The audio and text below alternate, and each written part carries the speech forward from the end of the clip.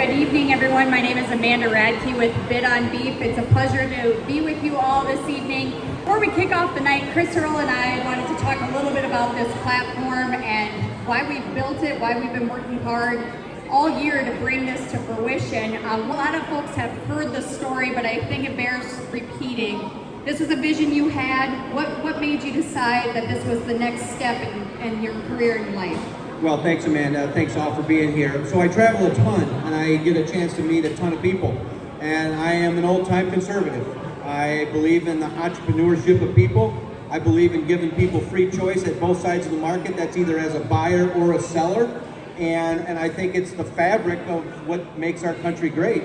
And, you know, as I got through, I had a meat company here about 10 years ago in northern Illinois. I got exposed to really the top end of the meat business, and there's nothing better from a guy like me that's a rancher, and I got a lot of friends and ranchers and farmers are here, that if you can influence the family on their plate for a great experience, you get a lot of joy from that. It makes the hard work, it makes the tough days really part of what you want to do, and that is bring families together over a great meal and really what turns out to be an experience. So the last 10 years as I traveled, I really found out that the top end of the meat business, like what you're seeing on this table right here, if you go take this is what usually winds up at a steakhouse. Right. That right now on a ribeye, if you go to a top end steakhouse, you're gonna pay 60 to 100 for a 16-ounce ribeye. Mm-hmm. I wanted to be able to bring that choice and that experience to people that wanted to have it in their own home.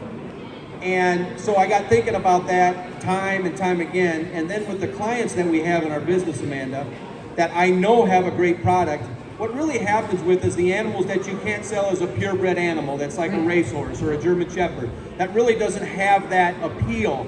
It still has great quality in the meat. Mm-hmm. So I wanted to find a way that we could take really the backside of your calf crop and monetize it for great people to be part of your program. So we brought this together.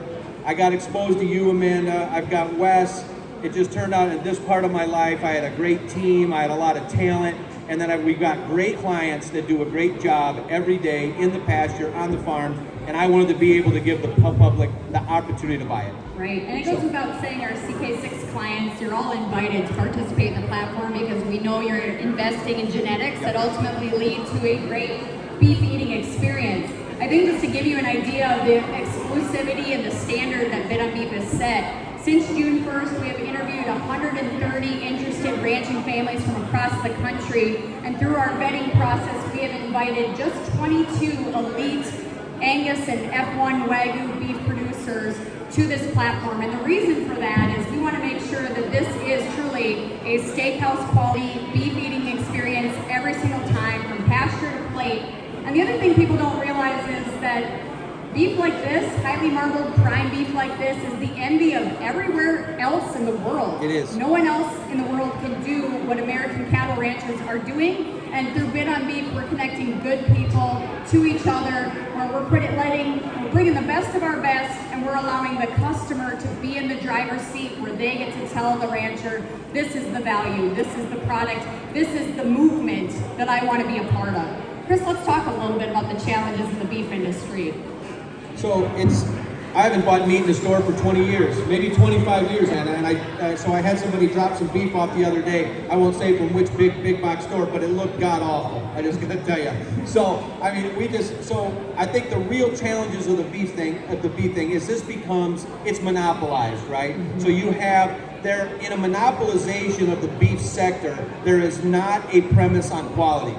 It's a premise on efficiency. It's a premise on volume. That's the total focus of what is 4 packers right now that own 85% of the processed meat. So the American way, the entrepreneurial way for me, is that you focus on the quality of your product. And then the auction process allows us to take it to the market and allows good people with the wherewithal that they choose in order to purchase it or not. And I just think the commodity price system for me puts an emphasis on price, where I want to put an emphasis on quality and people.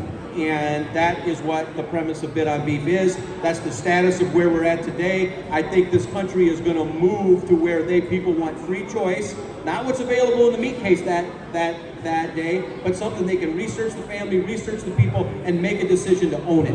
And that's the opportunity we want to give them. Absolutely, and with 85% of our beef supply held captive by 4 major pet players and 1,300 cattle ranchers going out of business each and every year in this country, we're seeing increased consolidation in our food supply. That doesn't just hurt family farms and ranches, it hurts consumers, Sure. It hurts families.